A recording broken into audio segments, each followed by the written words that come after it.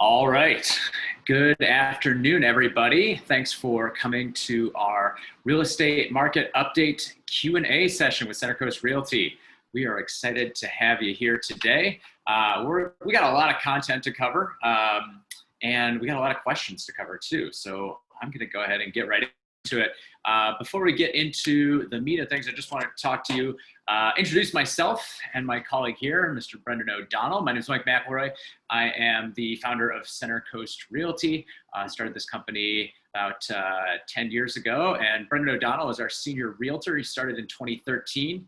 He's absolute wealth of knowledge. You're in for a treat because he's got a lot of boots on the ground experience from being out there and working with our clients every single day. Thanks for being here, Brendan. All right. Good to be here. Good to have you, sir. A little bit about Center Coast Realty, in case you aren't as familiar with our brokerage. We are a residential real estate brokerage. We help Chicagoans buy and sell homes, but we're a little bit different than some of the other brokerages you might have heard of. So typically when you work with one of the bigger brokerages, you're actually working with an independent contractor. So they might be great, they might be less great. It's kind of hard to know what you're going to get. But one of the big issues is that a lot of them try to do everything on their own. So at Center Coast, our entire agency works together as an integrated team. And here's the important thing. All of our agents and staff are on salary. So they're not under pressure if you're buying a place to just pressure you into the first place that you see into buying something. And if you're selling a place, they're not under any pressure to force you or try to pressure you into accepting a low offer. So low pressure would be the name of the game around here. Our agents do get a bonus when you close on your home sale, but it's actually based on your satisfaction. So after every single time somebody makes moves in Chicago and buys or sells a home, we ask, how is your experience? And if it's good, then our entire staff is incentivized on that. So they all work together. So that's a little bit about us. Specifically, Brendan O'Donnell on the call with us today works with all of our buyer clients. Jonathan Self works with our home sellers. And we've got Michelle Curtin, our project manager, making sure that buying a home or selling a home is a big project and there's a lot to keep track of. We've worked with hundreds of clients over the years, and we've seen a lot of things go really well, and we've also seen when things don't go well. And the key is to really just have an organized system going on behind the scenes. So Michelle keeps everything running smoothly. Jessica Smith is our marketing manager. If you're looking to sell your home, she'll create a custom digital marketing campaign for you. We do invest pretty heavily in our listings, and Jessica manages all of that. We generate quite a few additional inquiries from people who are interested in seeing our listings online. We've got Izzy Buki here to call each of those folks as soon as they come in. So that's our squad. We're pretty happy. We're pretty proud of our team. So I always like to talk about them up front, brag a little bit. But let's talk a little bit about this webinar and why we're doing this. So I always say real estate is an incredibly powerful way to build wealth for yourself, and therefore educating people about that opportunity and how to do that for themselves is a huge part of our mission. We've helped hundreds of people make moves over the years since 2010, and the market, what's going on in the market, is this a good time to buy? Is this a good time to sell? These are the questions that are always on the top of our clients' minds. So we tend to gear our webinars toward those questions that we've noticed most people have. This year, of course, it's been quite a year. There've been a lot more fluctuations. It hasn't been a normal year thanks to COVID. So we want to make sure that we're here to provide the information that you need to guide you through it and make some informed decisions for yourself. So here's what we're going to talk about. First, we're going to learn about the market and how you can capitalize on it depending on what your goals are. And then we're just going to open it up. We're going to do a Q&A. So a bunch of you have already submitted questions. We'll get to each of those. And as you have questions during this webinar, just pop them into the Q&A button. Don't do the chat because that goes out to everyone. Click the Q&A button. You can submit your question in there, and then we'll be able to answer that as well. So that's our plan, but let's just get a quick feel for the room here first. I'd like to know what brought you here today. So first of all, we're going to ask, we're going to see if people are in the market to buy a home, if you're in the market to sell a home. We're going to get a poll here in just a second. Let's go ahead and let us know what you're thinking, what your plans are, and maybe be able to tailor the presentation a little bit to that. Got some home buyers, got some people who need to buy and sell.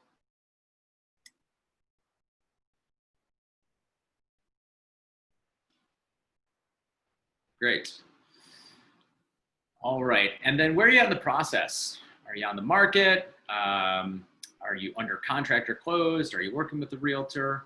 Kind of give us a feel of where you're at, so we know kind of what our audience is like.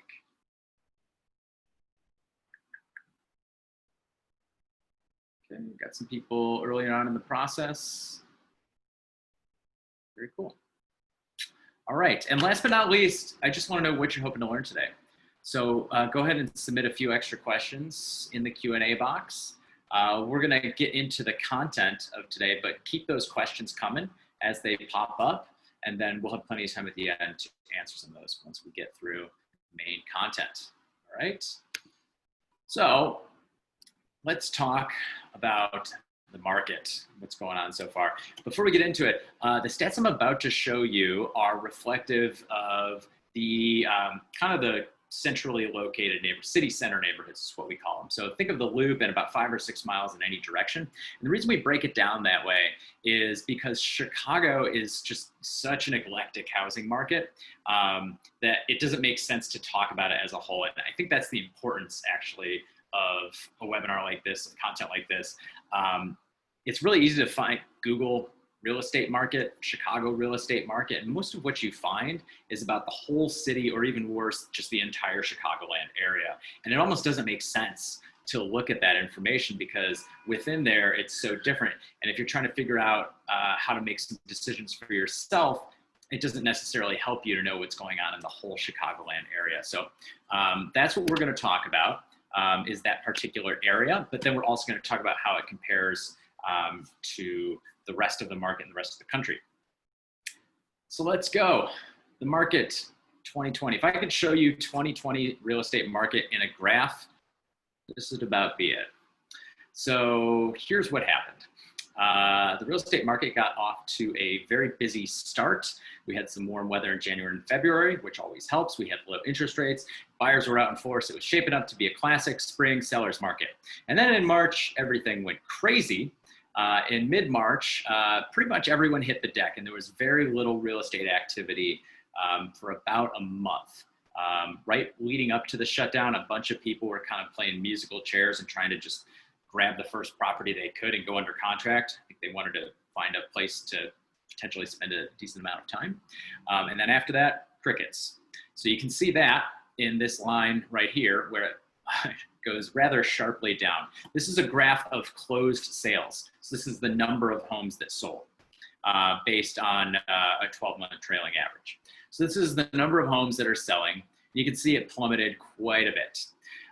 Then around, what would you say, Brendan, early June, when people started to get back out there? End of May, beginning of June. End of May, beginning of June, buyers started to poke their heads up and say, it looks like I'm going to be spending an appreciable period of time inside, and I would like to be in a different place while that's happening. And so they went out and bought a whole bunch of homes. Meanwhile, home sellers said, I'm not sure I'm comfortable having a bunch of strangers walk around my home right now, and they kept their homes off the market. So in June and most of July, it was very much a seller's market. So Brendan, tell us a little bit about what that was like working with buyers at that time. It was one of the more, the harder times to be a buyer in the city center, I would think, since maybe like 2017 when we had the last big seller's market. And this led to a ton of multiple offer situations. Not a lot of great properties on the market and a fair amount of people who wanted them. So anecdotally, the high for me was 7 offers on one place. Okay. So you had a buyer who wanted to buy a property and 6 other people wanted to buy that same place. Indeed. And it sold for tens of thousands over the asking price. Okay. Not ideal for being a buyer. So that was the market in June and most of July. And then what happened in July was all of the sellers heard that it was this great market there were tons of buyers out there, tons of demand. And they said, let's list our home for sale. And they did. Additionally, I think a lot of that early demand, I think earlier on, a lot of people were looking at moving to homes in the suburbs. We're going to talk a little bit more about that in just a second. And then once they found a place, they had to sell their place in the city. So a ton of inventory hit the market between maybe this second to last week of July, and then August, and again in September.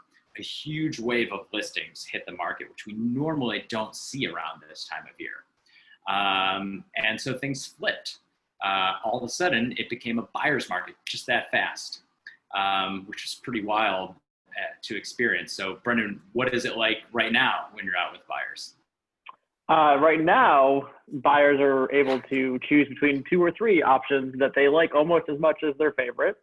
They're able to spend a week negotiating on a property, and able to see definitely you're most of the time going to be purchasing below list price and getting some sort of discount for your troubles. Got it. Okay. So more options, more negotiation, less pressure if you're a buyer. Correct. Got it. So on the seller side, it was the exact opposite. Back in June and July, if you were one of the few people who were on the market, things were great. You were getting multiple offers. You were selling for more than your asking price. And now, if you're a seller on the market, you're hanging out a little bit. You're doing some price drops. You're seeing that market time accrue. And that's kind of what we're seeing across the downtown and city center markets. That said, home prices are up. Okay, so this is, it's a little interesting to show that previous graph and then show this graph. Home prices have risen pretty much through the entire year. Well, yeah, basically through the entire year, after some decrease in 2018. By the way, we had to make this graph fit on this slide, so it's usually wider, so it doesn't look quite as steep, but either way, the numbers are the same. Over the past 3 years, home prices have appreciated by about 40K, nearly 10%, it looks like, over the past couple of years. In Chicago, that's a decent run for 3.5 years here, is I think what we're looking at. And what's happening here, especially with this most recent increase, is interest rates. So we're going to show you interest rates in a second, but interest rates are about as cheap as they ever have been, and that is pushing home prices up. Meanwhile, market time is a little bit shorter right now. I say that it's been a little bit shorter for the past 12 months than it was the 12 months before that. This fluctuates quite a bit based on the time of year. So this is kind of an annual trend that we're looking at. The main thing that you need to know is right now, homes are sitting on the market longer than they were earlier in the year, and even than they were at this time last year for the most part. A couple of months ago, it was the opposite. Homes were selling really quickly. And like I said, here's what's driving the increase in prices. So these are interest rates on a 30-year, 15-year, and 5/1 mortgage. And you can see what's been happening for the past 12 months or so. These rates have, this is kind of bananas. Looking over to the left, that's the high end of this chart. A 30-year fixed is starting around 3.5%. That's already an incredibly low interest rate. We've been saying interest rates have been low for the past 10 or 11 years. But they've gone from low to lower to record-setting lows. So you can see right now, just this, as of a couple of weeks ago, a 30-year fixed was under 3%. A 15-year fixed, forget about it. It's under 2.5%. That is some of the cheapest money you've ever been able to get from anyone ever. Sorry for all the hyperbole, but it's kind of true. It's pretty nuts how cheap interest rates. And what's happening there is there's a lot of turmoil in the rest of the world. And without getting into an economics lesson, when the rest of the world is scary, mortgage interest rates go down. So the good news is if you're a buyer or anyone really in the real estate market, we don't see these rates likely to rise substantially within the next year. At least that's most of the guidance coming from our mortgage lending pals, as well as from the Fed. So just by way of an example, to understand why this is having the effect on prices that it is, if you pay a perfectly reasonable interest rate on a mortgage of 5%, it may seem high now, but that's actually fairly low, historically speaking, quite low, historically speaking. Your mortgage on a $400,000 loan over 30 years would be about $2,150 a month. That would be your monthly payment for just your mortgage. Drop that rate to 4%, you save $237 a month. Drop it down to 3%, you save $460 a month over the 5% rate. Guys, we're below 3% right now. So that means on this type of mortgage, people are saving close to $500 a month just because of their interest rates. So Brendan and I were talking about this the other day. So Brendan, maybe you could share with the group, how is this impacting your buyers' decision making? They're able to be a lot more flexible on the upper end of their price budgets. So whereas they may have gone into it thinking that they could spend, in this case, let's say 400,000. If they saw something that really struck their fancy at 430,000, 440,000, they're a lot more willing to take a look at it because they know that when it comes down to their monthly payments, it's not a huge factor actually when the rates are this low. The limiting factor tends to be, you still need the savings to get there. But if you have the savings and think you can stretch a little on the monthly payments, the opportunity is to get a nicer place for roughly the same amount of monthly payment. Right. So all of a sudden, when everyone can afford a little bit more, guess what? Prices rise. Because on the bottom end of the market, people who couldn't afford to buy get into the market, which adds support to those more affordable properties and makes them sell at a higher price. And from there, everyone else looks a little bit above and eventually starts paying more, and it just kind of bakes itself in to the prices. So that's kind of what's been, we think, a big factor driving those price increases this year. That said, let's get to kind of where we're at right now. So as we said, a huge flood of inventory hit the market, and I mean huge, over the past 3 months. So this is a graph of the number of new listings that hit the market in July, August, and September of this year compared to those same 3 months in 2019 and 2018. So you can see here there were about 8,000-ish new listings that hit the market in those 3 months in 2018 and 2019. And this year, in those same 3 months, and it's important to look at this stuff seasonally. Real estate's a very seasonal market. So certain months tend to have a ton more new listings or a ton more contracts. So in those same 3 months this year, compared to 8,000, Chicago sellers put 12,366 homes on the market, a 48% increase over 2019. That's a lot more choices. There are a lot more options, and that leads to the kind of situations that Brendan was talking about where buyers have a favorite, but they also they have a second and a third choice that they like pretty well. And they get a chance to actually negotiate and not have to worry about someone else coming along and making another offer and then potentially losing on their home. So that's really just been a factor of the last couple of months. And again, this is in kind of those downtown and nearby neighborhoods. So like I said, think of the loop in about 5 miles in any direction. In the meantime, though, I want to show the other side of the equation because we just looked at supply. Let's look at demand here, because it's easy to look at this and maybe get kind of nervous. Think, oh my gosh, everyone's selling. What's going on? Should I not buy? Should I not be in the market? Should I sell my home? Here's the flip side of that. Demand is up too. All right, there's been an increase in the number of homes under contract. So the same 3 months, July, August, September, there's been a 27.6% increase in the number of homes that went under contract in that time period compared to the past 2 years. So it's just a lot more busy out there altogether. People are buying homes. More people are buying homes than have been.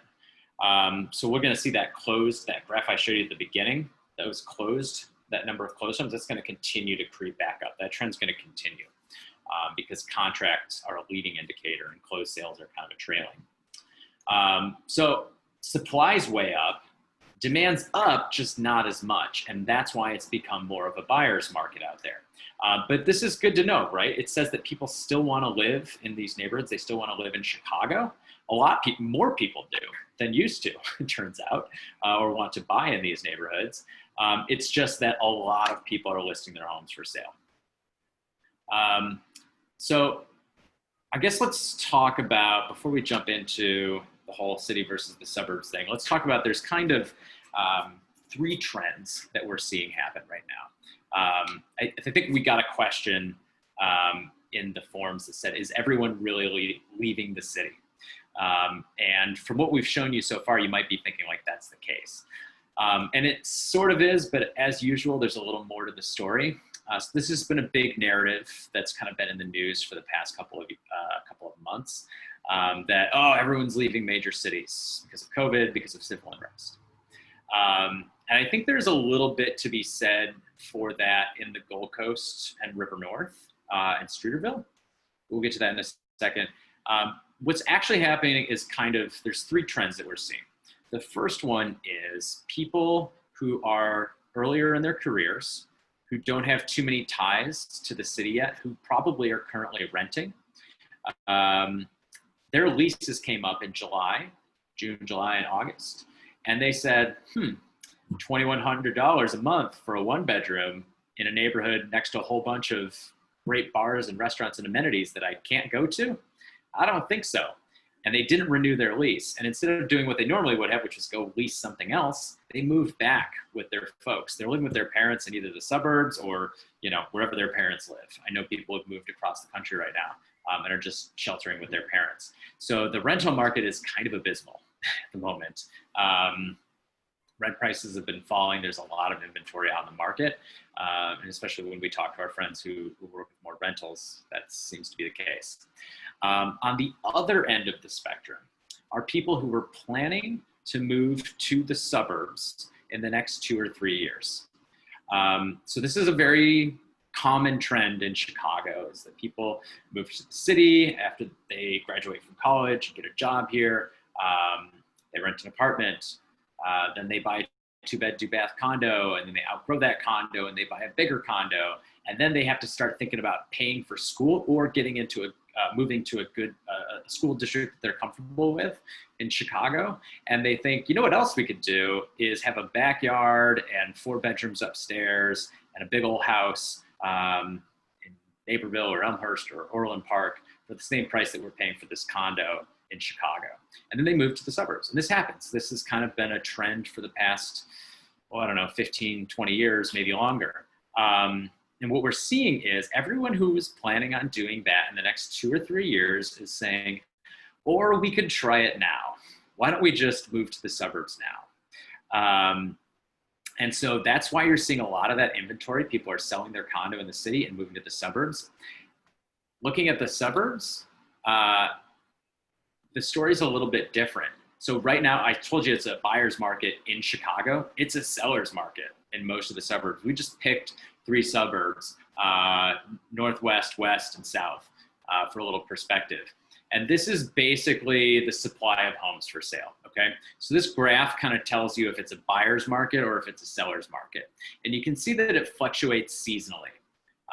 So it's usually a little bit more of a buyer's market through the later half of the year, and a seller's market usually starts to kick in January, February, March. And then this year, it went 2 different directions. Look at that. They were in lockstep with each other every single year. And then this year, the Chicago market supply of homes went straight up into a buyer's market. And the seller's market supply of homes, the suburban market supply of homes went down lower than both markets, for the most part, went lower than they ever had been, especially Arlington Heights. Look at that one, way lower. And then Chicago is much higher than it has been anywhere else on this graph. So what's happening is all of that demand from the next 2 or 3 years is getting crunched into 2020, maybe the early part of 2021. So prices are going up in the suburbs. It is a great time to be selling your home in the suburbs. And typically it's slow in the fall. It's not right now, it's busy.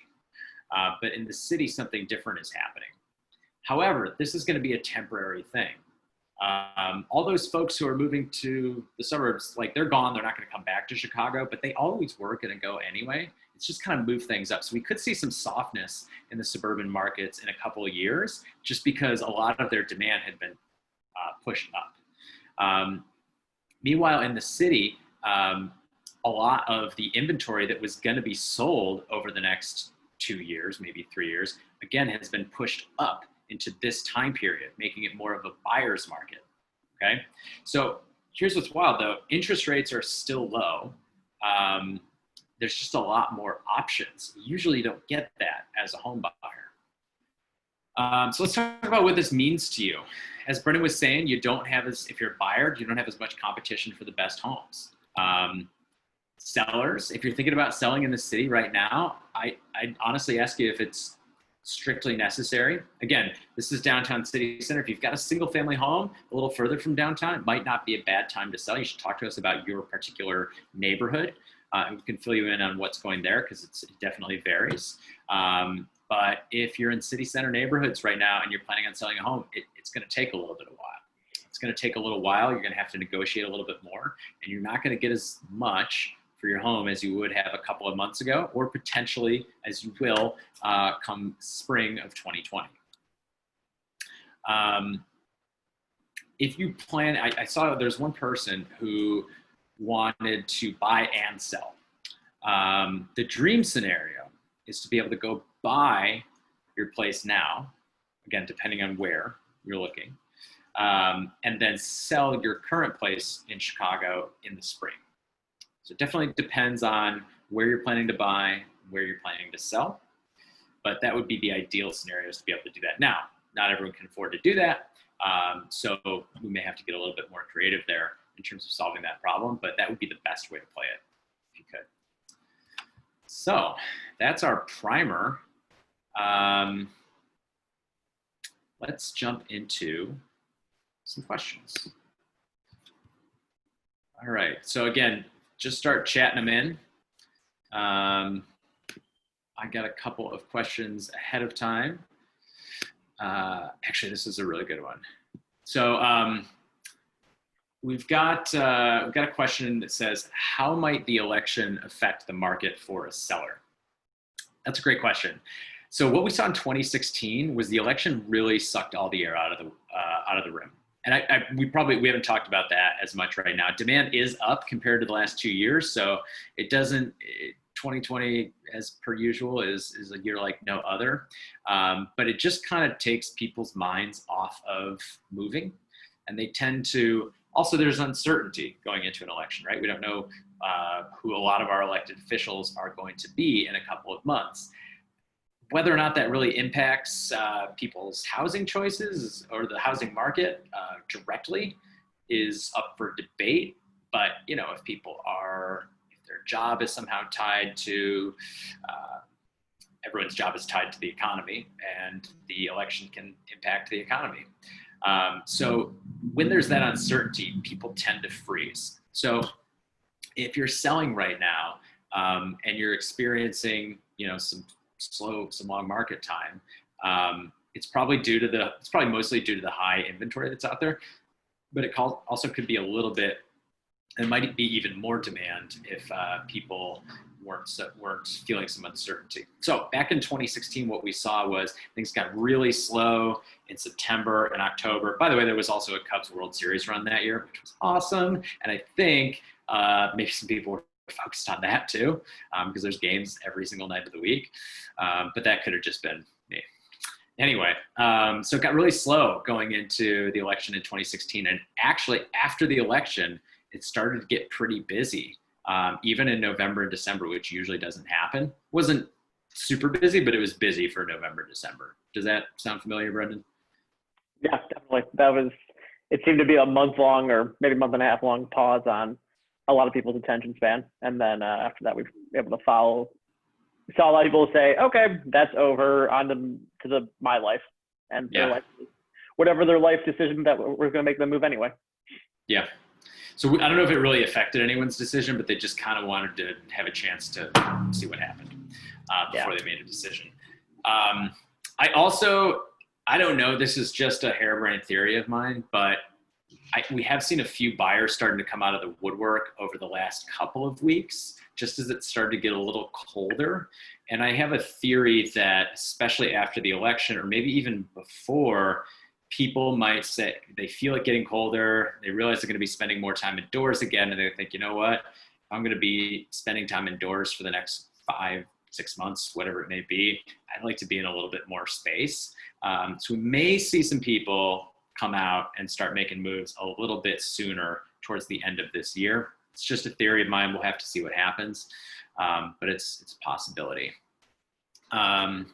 Let's see, what else do we have? A classic, is now a good time to buy?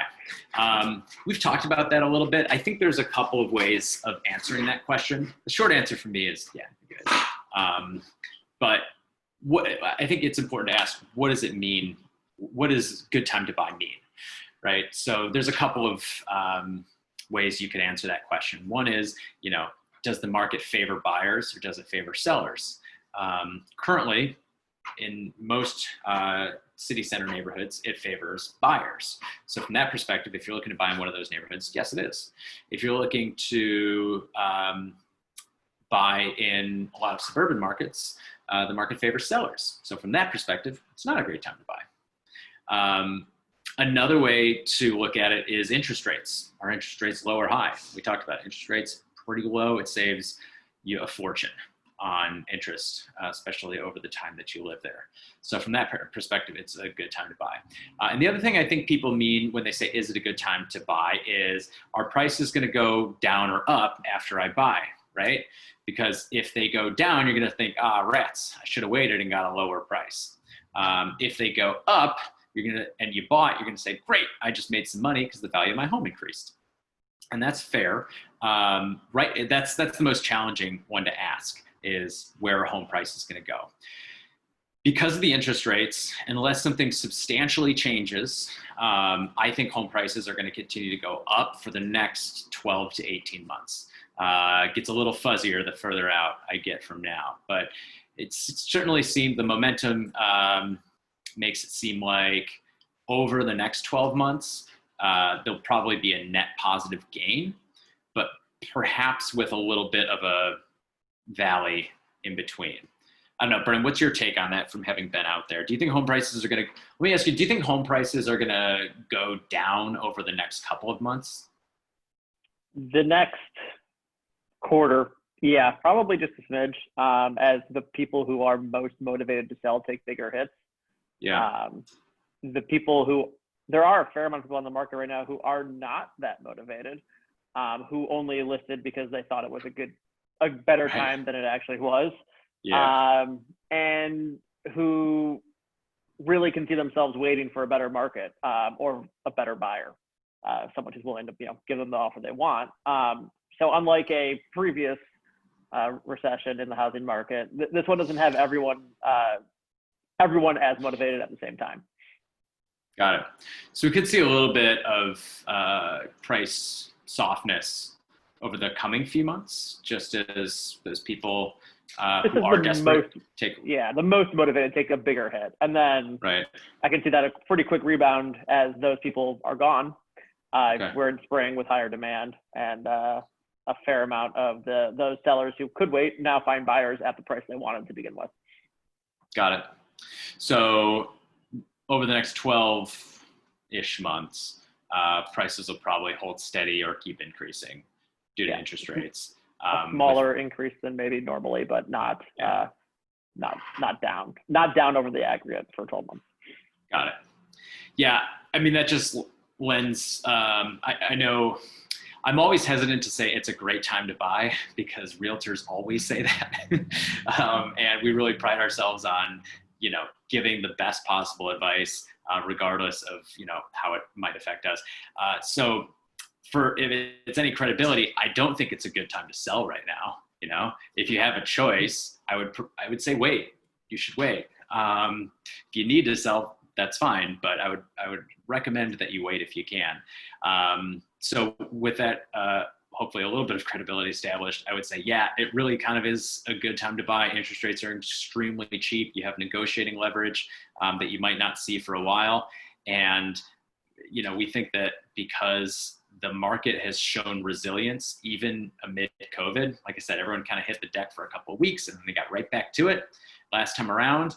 Unless something substantially changes, it seems like home prices are going to continue to keep rising, or at least hold steady over the foreseeable future, which is really only about 12 to 18 months. But generally, historically, housing markets have always been more resilient in recessions.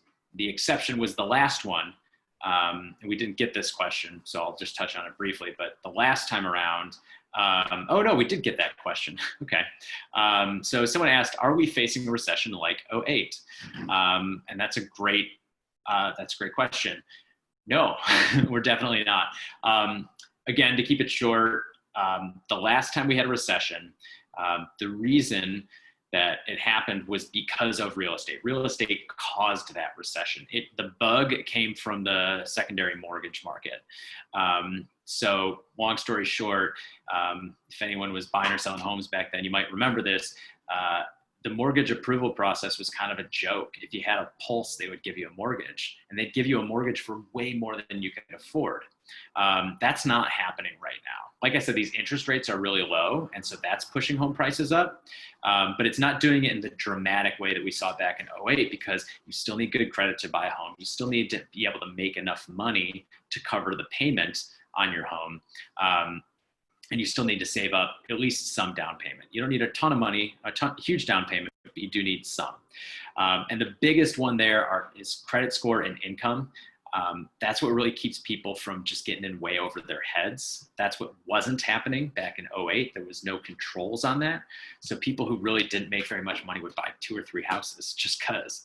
And they'd say, oh, it's okay. I don't need to be able to afford this. I'll actually pay less than the interest even on my home, and I'll just wait for the home value to go up, and then I'll refinance. It was this kind of perpetual motion machine that was never going to work. So that's not happening at all this time. What's happening right now is an extrinsic shock from something totally artificial, created by a virus, and then a few other things too. But they're all external to the housing market. So it's not that the housing market's completely immune, it's just that it's different. Let's see. We have a question about, we had a question, stability, inventory, and loan approval for first-time buyers. We just talked a little bit about loan approval for first-time buyers. Brendan, have you seen any significant changes to underwriting requirements or the way people are being approved for mortgages over the past 6 months or so? Yeah, there's been a few changes. Some banks are looking to lend to less people because they're shifting their financial priorities. So there are a few less options, I think, with some of the bigger banks. But the biggest change is going to be coming from if you are buying a jumbo loan, which is usually something that's going to be a large loan. The requirements for those have gotten tighter. There are less banks who are looking to take those bigger risks with the general uncertainty. So if you are looking to make a bigger purchase with a bigger loan amount, you're going to want to do a little bit of extra homework ahead of time. Okay. Self-employed as well. If you are self-employed, it's gotten a little bit more challenging.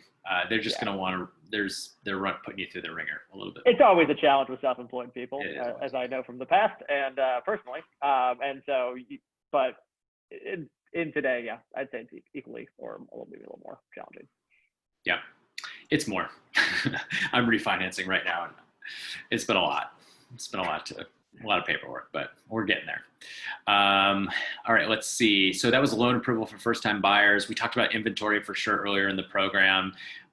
Stability. Not sure if anyone wants to kind of clarify, if the person who asked that is here and wants to clarify what they mean by stability. Obviously, we've seen an abnormal market this year. Typically, it gets things start picking up in January. It gets busier through February. It's very busy in March and April, and for some portion of May, and then eventually it starts to taper off, and the market slows down. There's just less activity, less contracts, less new listings. Starting in kind of June, still fairly busy though, June and July. And then August, it gets definitely slower. In September, it just kind of tapers off all the way through the year. So it follows a pretty predictable kind of up and down. This year it went up and then down and then way up and then down again. So it did most of the things that it was normally going to do, with the exception of kind of the whole moving, folks who are moving up their timetable for moving to the suburbs. As a clarifying point, you're talking about activity rather than prices, in case there's any. Oh, yes. Good point. Prices have been very stable to up this whole time. They've just been increasing. And that's been thanks to interest rates. And also the good news is, real estate prices typically, again, '08 was an exception, but they typically just don't change that rapidly compared to other markets. It's not the stock market where you can buy and sell 100 times in an hour. It's an illiquid asset. It takes a long time to sell. So home prices tend to be more stable in general. Let's see, I have a question. It says, I have a condo in River West. What is demand like in this area right now? I'm thinking of waiting until spring 2021 to list. Is this wise? Brennan, what do you think? Is it wise to wait until spring 2021? Definitely spring of some year. That would be the underlying advice. Okay. 2021 versus 2020. I think it sort of depends on personal needs of wanting to leave and the reasoning behind it. Okay. But what I would probably look towards is early numbers in this year, 2020, see if they're panning out to a leveling out of that supply or not. And if they are, then 2020 could be great. If not, then yeah, 2021 is your next best bet if you do spring. 2021, this coming 2021, yeah. Just this coming one. Yeah, as far as River West goes, though, home prices have increased in River West quite a bit. It's mostly the result of new construction, though. There's just been a lot of new construction that has hit the market. Demand is good for the area. You've kind of got, it's sort of that intersection of Wicker Park / Noble Square, West Loop, River North, all kind of converging in that one area with a lot of development happening. So most of the price growth has been driven by just the fact that there's been a lot of new construction, which is typically, it's brand new, it's shiny, so it just sells for more. In the resale market, I believe there has been a little bit steadier. But demand is good for that area. It's just everything's a little bit slower right now, and it's probably going to be better in this coming spring. It's true that we don't know as much about spring 2021 as we normally would, but through just about up markets and down markets, always better in the spring. It's always better to be a seller in March, and it's always better to be a buyer in October, November. So if you can afford to wait, then it's probably the right choice. But we'd be happy to talk to you about your specific situation and kind of run through your options there. Let's see. Where do you see the real estate market going over the next 12 to 24 months? I think we covered that a little bit, but just to make sure we touch on everyone's questions, assuming that's talking about price, home prices, it's typically what people mean when they're asking about that.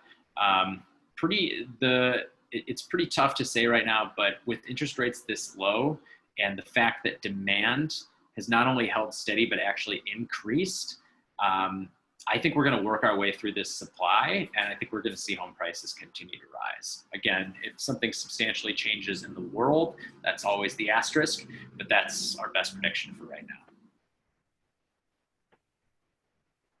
now. Let's see. Has the market fully recovered? This is an interesting question. So again, from a price perspective, home prices have been increasing the entire time, assuming we're talking about from March. If we're talking about from 2008, then also yes, definitely a while ago, depending on the neighborhood. But if we're talking about since March, yes.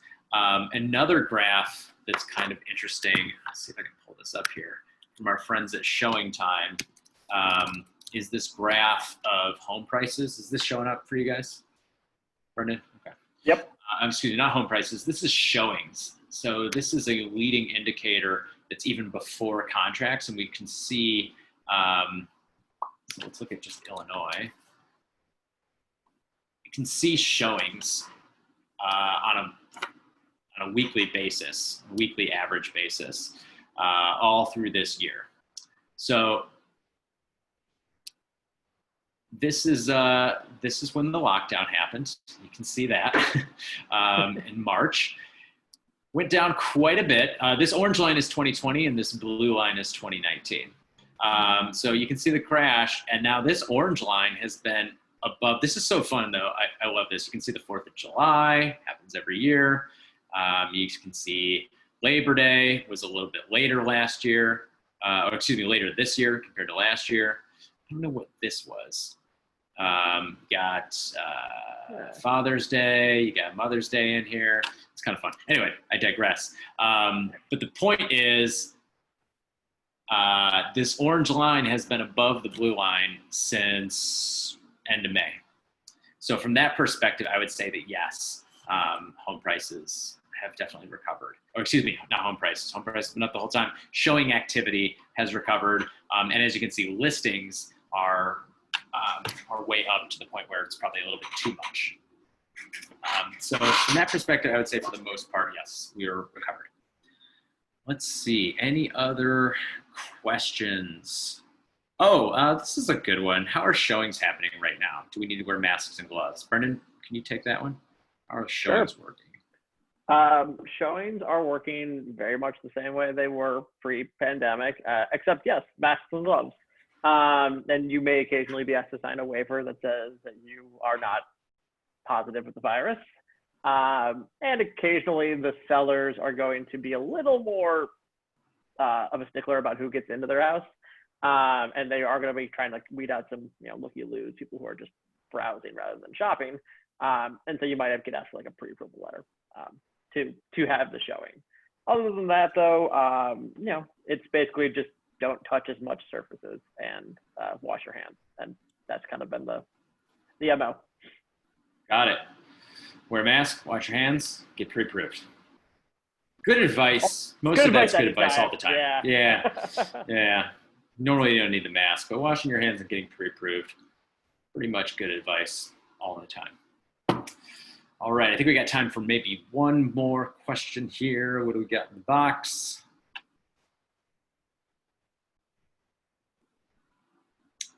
Let's see. Oh, I have another question here from are people fleeing the city for the suburbs? Again, we kind of touched on this a little bit earlier, but essentially all of the market has basically been, all of the demand for suburban homes over the next 2 or 3 years has kind of been crunched into this year. So again, I think that it's not so much that people, I think fleeing is the wrong word, and that's the word you read in the newspapers quite a bit, right? Because everyone got to get those clicks. Yeah, exactly. Everything is on fire unless you read our newspaper. So yeah, I wouldn't say it's fleeing. It's so much as that people are moving their timetable up. So if they were planning on leaving anyway, they're doing it now. They're doing it instead of in 2022, they're doing it right now. And I know a lot of people like this. And I was just talking to some friends yesterday, and they're going to buy a place in the city and sell their old place also in the city. But all of their friends, they're saying the same thing. Everyone's just, saying, hey, we were going to do this anyway, but we're going to do it now instead.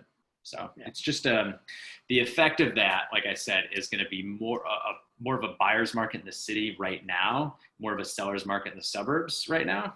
But that's going to flip itself again eventually, because all of the people who think about that, actually, if you're thinking about buying over the next couple of years, a lot of the people whose house you might have been able to buy in 2022 or even 2021, they already sold it.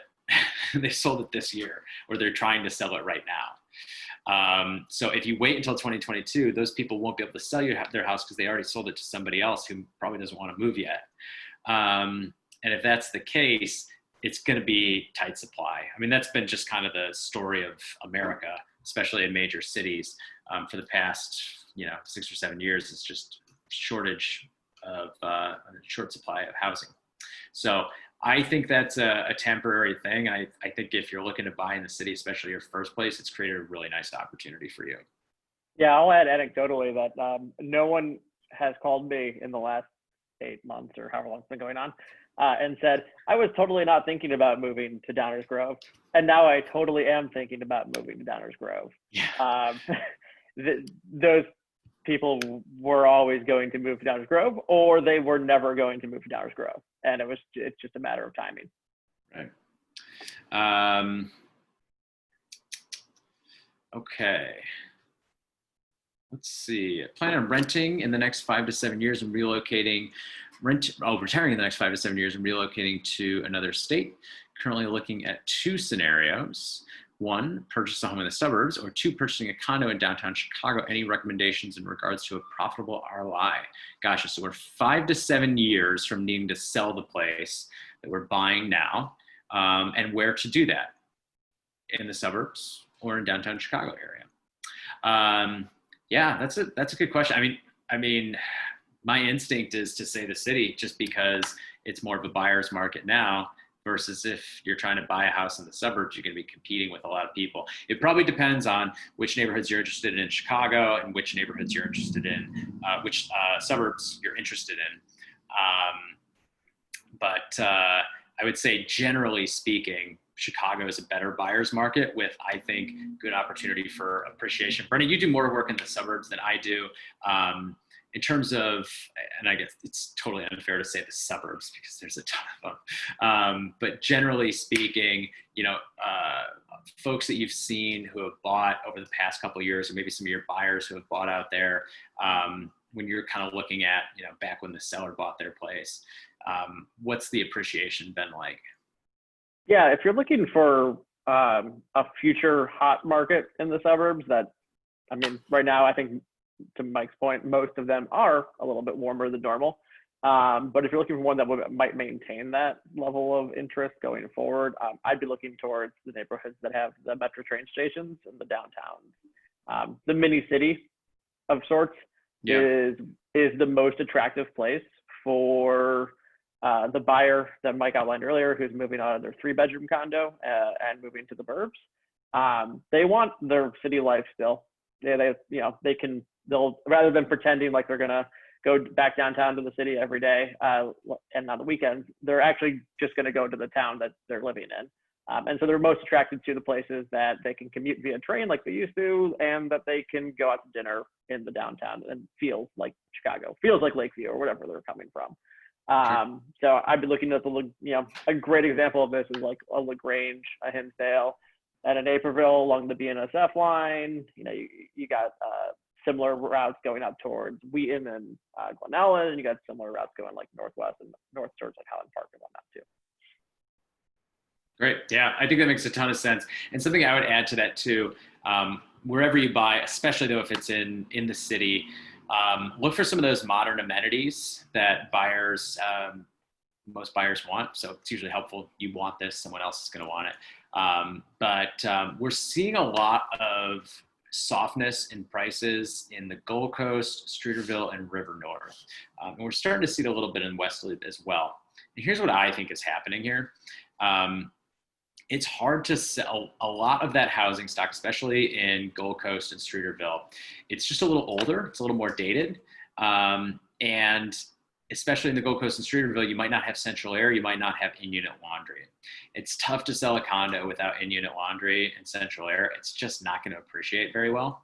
Additionally, a lot of housing got built in Chicago in the mid-aughts, between 2001 and 2006, right? And so that stuff is officially 15 years old now, and that means the finishes are 15 years out of date. So while that kind of cheetah print granite countertop and maple cabinets or cherry hardwood floors might have looked real spiffy back in 06, it might have been acceptable in 2014, it's officially dated now. And buyers, we're having buyers tell us that certain listings need too much work, and they're in mint condition. They're just dated finishes. Buyers are spoiled right now. They're coming from luxury apartments. Yeah. With very nice finishes, or at least nice looking finishes, whether or not they're quality or not. And they're saying like, why am I downgrading when I'm buying? Because they feel like it should always be an upgrade. Right. So the places that are selling fast are the ones that look prettiest online. I'm sure that's not a surprise to anyone, but if you look like it's new, even if it isn't new, that helps. Yeah. So if you're looking to buy and have a profitable ROI, how would you kind of use that information? The best thing to do is find something that needs that work that isn't selling right now, and then do it. Especially if the pictures are bad. We actually just had a webinar a couple of weeks ago. We'll send out the link on how to get the best possible price on a home. And one of my tips was look for places with bad photos. If it doesn't look good, chances are it doesn't look good to anyone else, but try to look a little closer. Unfortunately, even in this day and age, some people's realtors are still just like taking pictures with their iPhones. And those cameras have come a long way, boy, but they're still not good enough to take pictures of real estate and make it look good online. So sometimes that's the problem. A lot of times it's not staged very well. It's a lot of clutter. It needed to be painted. Things like that will make it less appealing, especially in this market. So if you can find a place like that, you'll save a little bit of money on the buy. If you're willing to put some money into it on just the cosmetic stuff, it'll be worth it. It'll pay off. All right, folks. I think we are about at our time. Real quick though, where do you go from here, right? So we talked about a lot of things generally about the market. We got some great, really specific questions, but even those I had to give you kind of a general answer. A lot of this stuff depends on your specific situation. Like what neighborhoods do you want to live in? Where would you be selling a place? Where would you be buying a place? What's your budget? And what type of property are you interested in?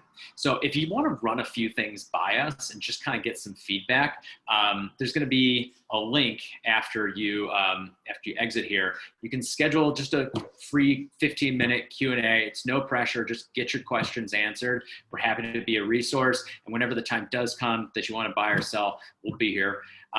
If you're a little further along and you do have some plans to buy or sell in the next, in the near future, in the next 6 to 12 months, set up a more involved conversation with us. We'll sit down with you, hone in on your goals, put together a real plan to help make those happen for you.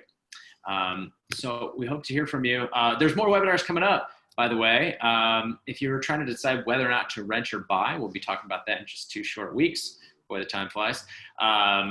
And then we'll be doing in November an overview of the entire home buying process from start to finish. And then once more come December, we'll start to get a pretty good look at the 2021 real estate market based on what's happening in November. So we'll be able to start to project into the future a little bit. So if you enjoyed this one, make sure to stop by and join us again in December. That being said, I don't have any more slides. We must be done. Thank you guys for coming by. Like I said, if you have any questions, want to talk to us, just pick a time on that date selector. We'll be happy to get you some answers. See you next time.